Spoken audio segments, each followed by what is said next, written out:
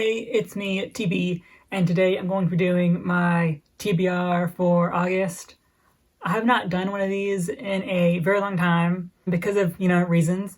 But in August, my TBR was basically decided for me because of just how new releases are coming and just stuff I need to get to and finish. So yeah, let's just jump right on in. So something I want to get to is the Dragon Republic by R. Huang. I read the Poppy War last month, I think, and I got the sequel and I want to get to it this month, hopefully, before I forget everything. And I'm terrified because book one went places and I have no idea where this one is going to take me, and I'm scared. This series is following our main character Rin as she is, I have no idea where we're going to go in book two, but in book one she was setting to go to this academy so she could become like an elite general for the army. And then war broke out, and shit happened, and a lot of shit happened, and yeah, and now we're going into the sequel, and I'm very scared. Then I have the Kingdom of Copper and the Empire of Gold by S.A. Chocobordi. I'm reading the Kingdom of Copper right now, and I'm like halfway through. Basically, these are the two sequels for the City of Brass, and this series is following Nari, Ali, and Dara as they're trying to do something. I have no idea where we're going plot-wise.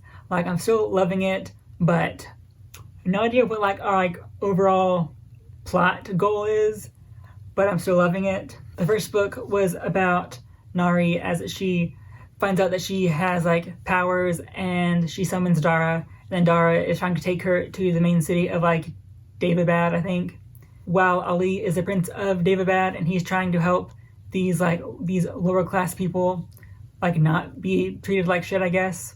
And yeah, that's just book one, and then shit happens, and now we're in these big ass books. So yeah, these alone are gonna take me forever to get through, but hopefully I can get them both done. The Shadow of Kyoshi recently came out, so I want to read this, but it's been a year since I read the first book, so I also want to reread the Rise of Kyoshi. I think my reread is going to go faster because I've already read it, so I don't think I need to go as slow as I did the first time. And the sequel is very tiny, so I have a feeling it's not going to take me a long time, and I'm just curious to see where this is going to take us because I have no idea where the fuck we're going to go because I remember nothing. This is following Kyoshi from the Avatar: The Last Airbender series. She was one of Aang's previous incarnations, and this is a series all about her. And yeah, it's been fucking great. Then I'm in a buddy read group chat thing with a few people, and we're going through the Rage of Dragons by Evan Winter. I have no idea what this is about, but I know it's been really hyped up. And as far as I'm aware, it follows a guy as he is on his quest for revenge after his family gets killed, I think. And he has to train, and that's all I know. And I'm here for it. So yeah, it's also very big. So yeah. Then the last book of the Risen Kingdom series is coming out this month, so I need to reread the first book because I last read this in December, so I remember nothing. And then I need to read the sequel because I've never read this yet. I've had it as long as I've owned the first book, but I have just never gotten around to it, so I need to do that before the sequel comes out, which is next week. So fingers crossed. This series is following Isabelle de Zephyrs and her musketeer Jean-Claude as they're trying to navigate the world, basically, because in this book, Isabelle is being married off to this family of another kingdom, and the other brides of this prince have all been killed. So Isabelle and Jean-Claude are trying to not get killed, basically. And in this world, they are all on flying continents, or floating continents, I guess, and they go around by airship, and in certain noble families have special magical powers. So for instance, Isabelle's family has the power of these blood shadows. It's weird to explain.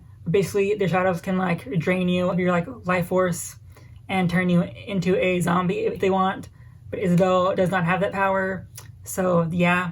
And then the kingdom she's going to, their main power is that they can walk through mirrors and end up on the other side of a mirror.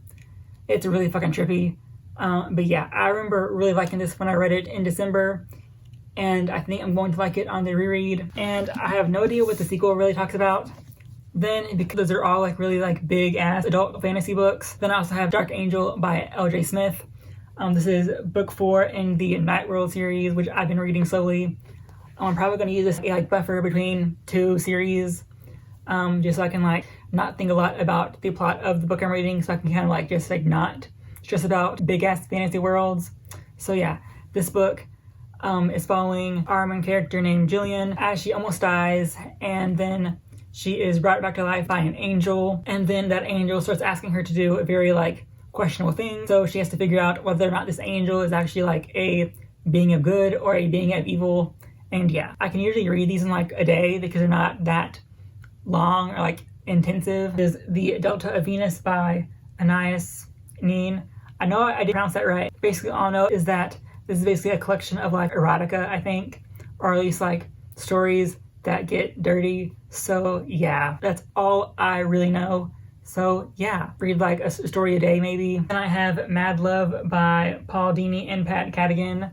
This was gifted to me by a friend, and haven't gotten around to it yet. So I guess now's the time. This is the origin story of Harley Quinn, as told in the format of a novel. It is slightly over 300 pages. That's my TBR for the month of August.